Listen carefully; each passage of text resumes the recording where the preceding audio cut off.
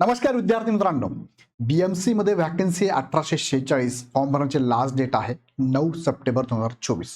So sport या कॅटेगरीमधून तुम्ही जर फॉर्म भरणार असाल, स्पोर्ट कॅटेगरीसाठी कॅटेगरीमधून जागा किती आहे, पात्रता काय आणि कोणकोणती डॉक्युमेंट लागतात, व्हॅलिड डॉक्युमेंट कोणती आहे, नसतील तर काय करायचं, या पूर्ण माहितीची आपण या व्हिडिओमधनं माहिती घेऊया. सो शेवटपर्यंत हा व्हिडिओ बघा. स्पोर्ट पर्सन जे आहेत त्यांच्यासाठी हा महत्त्वाचा व्हिडिओ आहे. व्हिडिओकडे जाण्यापूर्वी इग्नाइट अकॅडमीकडनं बॅचेस आपण अनाऊन्स केली आहे. 30 ऑगस्ट म्हणजे उद्या लास्ट डेट आहे. 30 ऑगस्टपर्यंत ही बॅच जर घेतली तुम्ही तर 25% ऑफ आहे. 1499 रुपये प्लस GST आहे आणि उद्यापर्यंत घेतली तर ही बॅचमध्ये ऑफ तुम्हाला मिळणार. ही पूर्ण टीम तुम्हाला इथे अवेलेबल आहे. 26 तारखेपासून बॅच चालू झाली आहे. लाईव्ह प्लस रेकॉर्डेड आहे.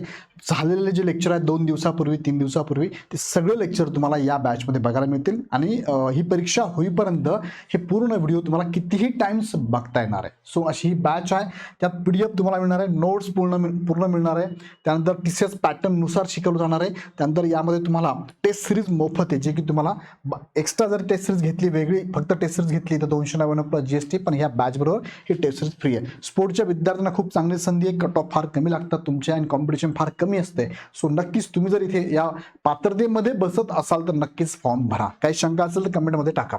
आता यामध्ये आपण जाणून घेणार आहोत कॅटेगरीनुसार जागा किती आहेत, पात्रता काय आहे, कोणती कागदपत्रे लागतात आणि कागदपत्रे कधी लागणार, नसतील तर काय, हे सगळे ऑप्शन यामध्ये आपण बघणार आहोत.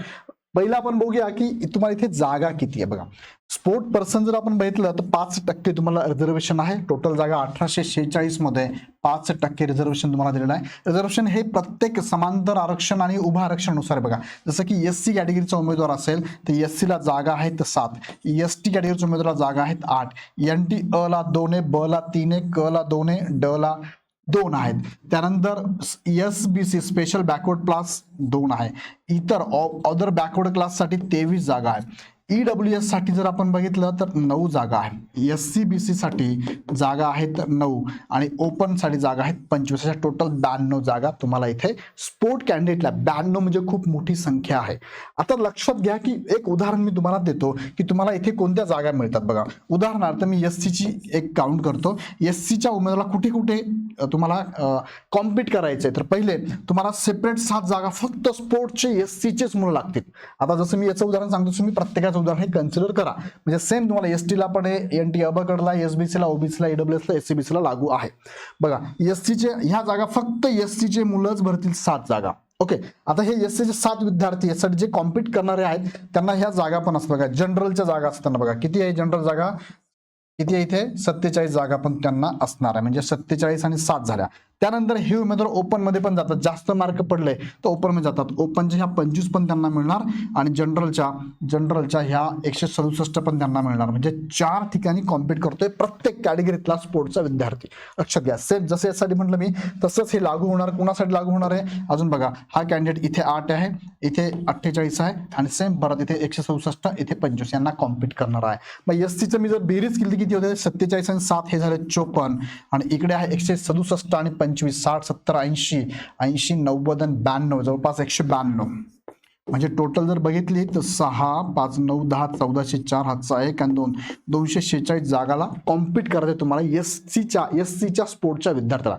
सगळ्यांची अशा पद्धतीने बेरीज करून तुम्ही कॉम्पिट किती जागा नगरच हे लक्षात घ्या. पण तुम्हाला लक्षात मेजर घ्यायचं काय, तुमच्या जागा, कारण तुमच्यासाठी या जागेलाच तुमचा काय कट ऑफ कमी लागतो. इतर जागेसाठी कट ऑफ खूप जास्त आहे. फक्त मी तुम्हाला कॅल्क्युलेट करून सांगितलं. मग तुमच्या कॅटेगरीमधून तुम्हाला जागा जितक्या तेवढा कॉम्पिट करायचं. जसं की OBC साठी 23 जागा, खूप जास्त जागा आहे.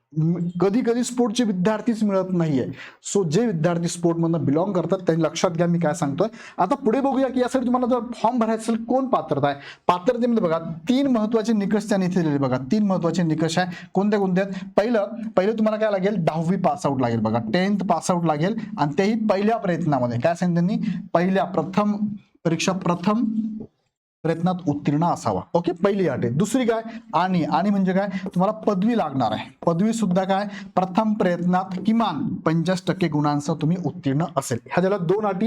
ही झाली पहिली अट, ही झाली दुसरी अट. आणि तिसरी जी अट आहे, तिसरी अट काय आहे, तुम्हाला माध्यमिक शालांत प्रमाणपत्र किंवा तत्सम 10वी किंवा 10वीच्या सारखेच बाकीचे जे कोर्सेस तुम्ही केलेले असतील त्यानुसार तुम्हाला 100 गुणांचं काय असावं मराठी आणि 100 गुणांचं काय असावं इंग्रजी विषय असणं गरजेचं आहे. ही झाली तिसरी अट.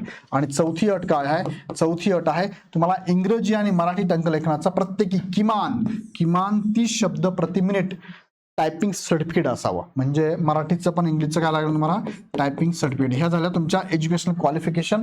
हा चौथा मुद्दा आहे. आता स्पोर्ट कॅन्डिडेटला लागतं का टायपिंग सर्टिफिकेट? तर येस लागतं. बाकीचे जे 11 संवर्ग ते जर सोडलं तर स्पोर्ट कॅन्डिडेटला सर्टिफिकेट लागणार आहे. टायपिंग सर्टिफिकेट 100% इथे लागणार आहे. ओके, हे झालं एज्युकेशन बाबत. पुढे बघूया आपण वयोमर्यादा काय?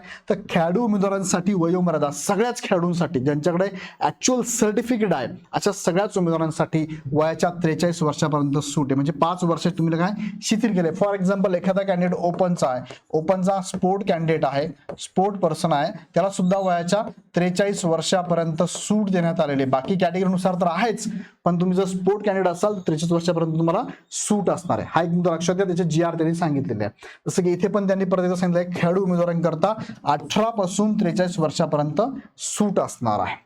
त्यानंतर आता स्पोर्टमध्ये तुम्ही खेळत असाल, नुसतं सहभागी असाल, काय सहभागी खेळाडूंना आरक्षण मिळत नाही, सहभागी चालणार नाही. त्यासाठी काय लागेल तुम्हाला?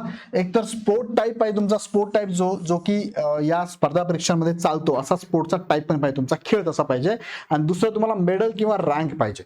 जसं तुम्ही एकतर स्टेट लेवल, एकतर नॅशनल लेवल, एकतर इंटरनॅशनल लेवल, ह्या तिघांपैकी बघा. एकतर तुम्ही स्टेट लेवल खेळला असावा, नॅशनल लेवल किंवा इंटरनॅशनल लेवल खेळला असावा. जर हे खेळले असाल याच्यापैकी कोणतंही एक चालतंय, कोणतं एक खेळा, किंवा एकापेक्षा जास्त खेळले असेल तरी चालेल तुम्हाला, एकापेक्षा जास्त गेम जरी खेळ असेल तरी चालेल तुम्हाला. यापैकी जे सर्टिफिकेट तुमच्याकडे असेल तो कॅन्डिडेट इथे फॉर्म भरू शकतो. बघा, यापैकी जे सर्टिफिकेट तुमच्याकडे असेल तो कॅन्डिडेट फॉर्म भरू शकतो, पण त्याच्याकडे एक तर फर्स्ट रँक, एक तर सेकंड, एक तर थर्ड ह्या रँक असायला पाहिजे. किंवा मेडल असेल तर तुम्ही इथे फॉर्म भरू शकता. सहभागी विद्यार्थी इथे चालत नाही. आणि तुम्ही जो गेम खेळताय तो गेम स्पर्धा परीक्षेमध्ये अलाउड पण असावा. तो कोणता गेम आहे याची मोठी लिस्ट आहे, तुम्हाला पाहिजे असेल तर MPSCच्या वेबसाईटला पण त्यांनी टाकलेली आहे, ती मी तुम्हाला पाठवून देईल. सो या प्रकारे तुम्ही रँक मध्ये असावे. आता हे झालं तुमचं काय खेळाचं तुम्हाला मिळालं सर्टिफिकेट. नुसतं सर्टिफिकेटवर तुम्हाला फॉर्म भरता येईल का? तर पुढे काय लागतंय बघा. इथे तुम्हाला काय लागतंय? क्रीडा प्रमाणपत्र, पडताळणी अहवाल प्रमाणपत्र उपलब्ध लागतं. म्हणजे तुम्हाला कुठे जायचंय तर त्यांनी सांगितलं बघा, तुम्ही ज्या विभागात बिलॉंग करता त्या विभागात उपसंचालक क्रीडा व युवा सेवा यांच्याकडून, म्हणजे ते विभागीय लेवलला बसले असतात, त्या विभागातले किंवा जिल्हा लेवलला पण बसले असतात, जाऊन त्यांच्याकडनं तुमचं जे सर्टिफिकेट आहे क्रीडा प्रमाणपत्र पडताळणी करून घ्यायचं आहे. म्हणजे ते अजून एक सर्टिफिकेट तुम्हाला देतात, म्हणजे अजून एक काय त्याला आपण बोर्ड सर्टिफिकेट म्हणून, तसं अजून एक तुम्हाला पडताळणी अहवाल देतात.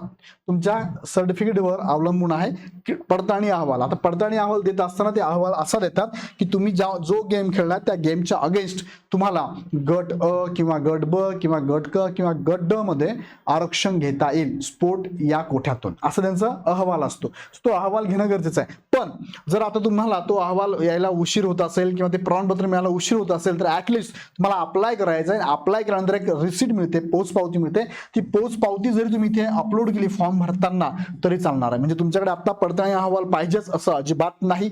तुम्ही तिथे अप्लाय केल्याची रिसिप्ट जरी आता अपलोड केली चालेल. मात्र हे जे प्रमाणपत्र आहे ना, पडताळणी प्रमाणपत्र, डीव्हीच्या वेळेस, म्हणजे डीव्हीला अजून वेळ आहे, 3-4 महिने 5 महिने लागू शकतात, डीव्हीच्या वेळेस तुमच्याकडे असणं गरजेचं आहे. हे पडताळणी प्रमाणपत्र तुम्हाला साधारणतः 30 दिवसात मिळून जातं, म्हणजे डीव्हीच्या आत मिळून जाणार आहे. सो काळजी करू नका. आता या पद्धतीने तुम्ही इथे फॉर्म भरू शकता. त्यानंतर आता एक महत्वाची बाब आहे, ही MPSCचं नोटिफिकेशन मी तुम्हाला दाखवतोय. MPSCचं नोटिफिकेशन दाखवतोय. साहजिक आहे, MPSCला लागू आहे तर इतर सगळ्याच एक्झामला लागू असायला पाहिजे. MPSC काय वेगळे रूल नाही. महाराष्ट्राचे जे रूल आहे ते MPSCला लागू आहे. MPSC रूल आहे किंवा महाराष्ट्र रूल आहे ते इतर एक्झामला पण लागू आहे. सो NCL बद्दल मला थोडक्यात सांगायचं आहे. इथे NCL बद्दल त्यांनी काय सांगितलं लक्षात घ्या. NCL बद्दल त्यांनी सांगितलंय की इथे आवश्यक प्रमाणपत्र कॅटेगरीनुसार दिले बघा. अनुसूचित जाती, जसं की इथे जात आहे, अनुसूचित जातीचा विचार केला तर ते आहे SC कॅन्डिडेट जर बघितला त्याला जात प्रमाणपत्र लागतंय, हे नसेल तरी चालतंय. ST कॅन्डिडेटला सेम जात प्रमाण लागतं, हे आता नसेल तर 6 महिने वेळ देतात. त्यानंतर विमुक्त जाती NT अ साठी पण जात प्रमाणपत्र लागतंय, वैधता पण लागतंय, आता असेल चालेल, 6 महिने दिलं तरी चालतंय. नॉन क्रिमिनल मध्ये तुम्ही बघता अपवाद माजी सैनिक आणि प्रावीण्यप्राप्त खेळाडू आहे. सगळ्याच ठिकाणी बघा अपवाद आहे. म्हणजे नॉन क्रिमिलियर तुम्हाला आता इथे तुम्ही स्पोर्ट कॅन्डिडेट मधून फॉर्म भरत असाल, तुमच्याकडे स्पोर्टचे प्रॉपर डॉक्युमेंट असेल, खेळ असेल, तर तुम्हाला NCL ची गरज नाही असं हे सांगता येते. बघा, हे सगळ्या कॅटेगरीसाठी बघा, ह्या NCL भागात अपवाद आहे. बरोबर, अपवाद आहे, सगळे अपवाद आहे. करेक्ट. मात्र त्यांचं जे रिटर्न डॉक्युमेंट तुम्ही जर बघितलं त्यामध्ये सांगितलंय खेळाडूंना लागू असल्यास एनसीएल त्या वर्षात लागेल असं डॉक्युमेंट त्यांनी सांगितलेलं आहे. पण चार्टमध्ये मात्र तुम्हाला अपवाद दिलेला आहे. सो तुमच्याकडे नसेल आणि तुमच्याकडे असेल तर व्हेरी गुड, अपलोड कराच, हो करा. नसेल तर मिळत असेल तर बघा, आणि जर ऍट द एंड नाहीच मिळाला तर तुम्ही फॉर्म भरून टाका. येते लक्षात. त्यानंतर तुम्हाला कॉम्पिटिशन फार कमी असते आणि एक दोन मार्कावरनं मुलं जातात. सो यासाठी तुम्हाला महत्त्वाचं आहे की मार्गदर्शन. त्या मार्गदर्शनासाठी इग्नाइट अकॅडमीची टीमने स्पेशल बॅचेस पण अनाऊन्स केलेल्या आहे. बघा, मराठीची स्पेशल बॅच आहे, मॅथ रिंगची स्पेशल बॅच आहे, जीके जीएसची बॅच आहे आणि इंग्लिशची पण बॅच आहे. तुम्ही ह्या बॅचला घेण्यासाठी खाली डिस्क्रिप्शनमध्ये लिंक दिली, त्या लिंकवर क्लिक करा किंवा खाली नंबर पण दिला, त्यावरती कॉल करून विशेष माहिती घेऊ शकता. लगेच कॉल करा, कारण हा डिस्काउंट जो आहे तो 30 तारखेपर्यंत म्हणजे उद्यापर्यंतच आहे. आता डॉक्युमेंट तुम्हाला काय काय लागतील तर जनरली सगळ्यांना जे डॉक्युमेंट लागतात ते तुम्हाला पण लागतील. फक्त यामध्ये काय फरक आहे बघा, तुम्हाला एसएससीचं लागेल सर्टिफिकेट आणि ग्रॅज्युएशनचं पण लागेल, मार्कशीट पण लागेल आणि बोर्ड सर्टिफिकेट किंवा पासिंग सर्टिफिकेट पण लागेल. कास्ट सर्टिफिकेट लागणार तुम्हाला ज्या कास्टमधून बिलॉंग करतात. कास्ट व्हॅलिडिटी इफ नसेल तरी काही प्रॉब्लेम नाही.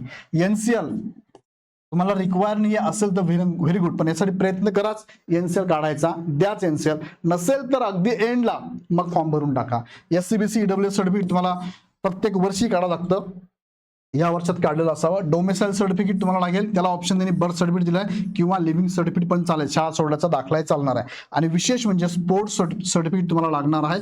त्याचबरोबर तुम्हाला स्पोर्ट्स सर्टिफिकेट पडताळणी अहवाल, आता पडताळणी अहवाल जर नसेल तर ऍटलिस्ट तुमच्याकडे रिसिप्ट असावी. रिसिप्ट वरती सुद्धा तुम्ही अपलोड करून फॉर्म भरू शकतात. डीवीच्या वेळेस मात्र हे डॉक्युमेंट लागणार आहे. आयडी प्रूफ लागेल तुम्हाला, 5 आयडी प्रूफ दिले त्यापैकी एक लागणार तुम्हाला. 5 आहे, भरपूर फॉर्म भरताना तुम्हाला दिसेल बघा. टायपिंग सर्टिफिकेट यस हे तुम्हाला लागणार आहे का? लागणार आहे. टायपिंग सर्टिफिकेट पाहिजे, ऍटलीस्ट कमीत कमी मराठी इंग्लिश 30 पाहिजे. फोटो आणि सिग्नेचर पाहिजे. सिग्नेचर व्हाईट पेजवरती ब्लॅक किंवा ब्ल्यू पेननी करायचा आहे, तो अपलोड करायचा आहे. फर्स्ट अटेम्प्ट सर्टिफिकेट मध्ये तुम्हाला इथे 10वी साठी बोर्ड सर्टिफिकेट अपलोड करायचं आहे आणि पदवीसाठी पासिंग सर्टिफिकेट तुम्हाला अपलोड करायचे. हे सगळे डॉक्युमेंट तुम्ही जमा करायचे आणि फॉर्म भरायचा. फॉर्म भरायची लास्ट डेट आहे 9 सप्टेंबर. पुढच्या व्हिडिओमध्ये आपण बघणार आहोत की परीक्षा पद्धत, निवड पद्धत कशी आहे आणि त्यानुसार तुम्हाला टार्गेट ठेवून अभ्यास कसा करायचा आहे. स्पोर्ट कॅन्डिडेटचा कट ऑफ फार कमी लागतो म्हणून याच्यावर मी सेपरेट व्हिडिओ तुमच्यासाठी घेणार आहे. तो व्हिडिओ पण बघायला विसरू नका. त्यासाठी चॅनल सबस्क्राईब करून ठेवा, हा व्हिडिओ लाईक करून ठेवा, कारण तुमच्यासाठी हा व्हिडिओ आम्ही बनवला आहे. आणि जाता जाता प्रयत्न सांगू इच्छितो, इग्नाइट अकॅडमीकडनं बॅचेस पण अनाऊन्स आहे, टेस्ट सिरीज पण अनाऊन्स आहे. अजिबात ह्या पुढच्या 1.5-2 महिन्यामध्ये एक्झाम होण्याचे चान्सेस आहेत. अजिबात तुम्ही इथे रिस्क घेऊ नका, कामाला लागा. बरेचसे विद्यार्थी अभ्यासाला लागलेले आहेत. काही शंका असेल तर 88 25 61 17 या नंबरला कॉल करून विशेष माहिती घेऊ शकता. व्हिडिओ आवडला तर लाईक करा, चॅनल सबस्क्राईब करा. पुन्हा व्हिडिओ नेक्स्ट व्हिडिओमध्ये काही प्रश्न असतील तर कमेंटमध्ये टाकायला विसरू नका. आणि विशेष म्हणजे खाली कमेंट डिस्क्रिप्शनमध्ये व्हॉट्सअप चॅनलची लिंक पण दिली आहे, त्यावरती क्लिक करून त्याला पण फॉलो करा. तुर्तास थांबतो. पुन्हा व्हिडिओ नेक्स्ट व्हिडिओमध्ये. धन्यवाद.